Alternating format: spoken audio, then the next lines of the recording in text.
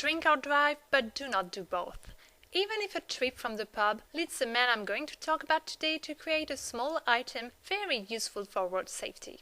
Born in 1890 in Halifax, Yorkshire, Percy Shaw is an English inventor who took advantage of his observation skills and his ingenuity. Shaw's family moves to Boothtown in 1892 in a large house where Percy will spend the rest of his life. James Shaw's wages are too low to feed his large family, so Percy sells vegetables from the family garden at the local market. He also repairs all kinds of stuff with his father, who has a talent for turning scrap into toys for his children. Percy leaves the school at the age of 13 and works in a woolen mill to financially support his parents. The hard and repetitive tasks don't suit him, and after a short period of apprenticeship in a wire and knife factory, he attends an evening class to learn shorthand and bookkeeping in order to get hired in the offices of a local factory.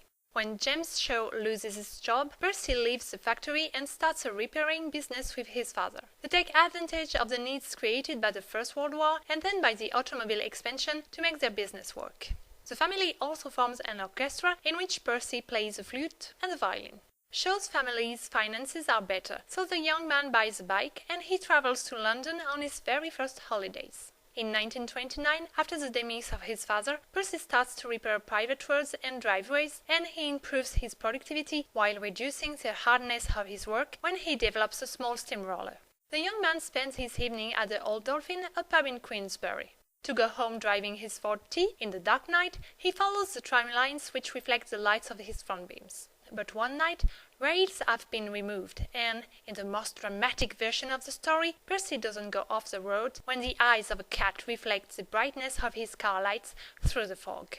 Shaw then investigates about a road reflector. He carries on several tests and builds his own optical test tunnel using an old drum to create an hemisphere that can be put on the road. He is inspired by the work of Richard Hollins Murray on reflective lens. At night, Percy puts his invention on a small road and tests it in real conditions and then removes it and asphalts the road again.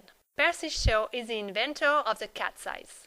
So, how does it work? A reflective glass hemisphere is put on a cast iron support fixed on the road. During the day, it's almost invisible, but at night it reflects lights to show the limits of the road to the drivers. Shaw files a patent for his invention in 1934 and opens a factory to mass-produce his cat's eyes a year later. Sales are not good until the Second World War blackout that incites the Ministry of Transport to put reflectors on main roads. Reflecting Road Studs then manufactures 1 million reflectors a year and sells them worldwide.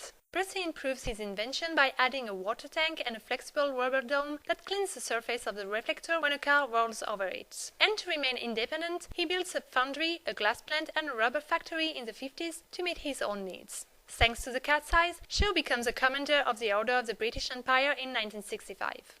As time goes by, a color code is adopted in Great Britain. White studs in the middle of the street, red studs on the hard shoulders, and green studs at junctions. More recently, cameras have been added to cat's eyes, and trials are carried on with LED reflectors powered by solar panels. And the model can light up in case of potential ice. But light can be an issue for epileptic persons, so the highway agency stopped the program. Percy becomes an eccentric millionaire and removes the furniture from the family home. He only has 4 TV sets, 3 of them turn on BBC One, BBC Two and ITV, and the 4th one being a spare television. He spends his day at the local pub and hosts his friends with beer and crisps. Shaw enjoys simple pleasures till the end of his life, with the exception of the Phantom Rolls-Royce, which sleeps in the garage. Because if you're gonna choose a car, why not do it with some style?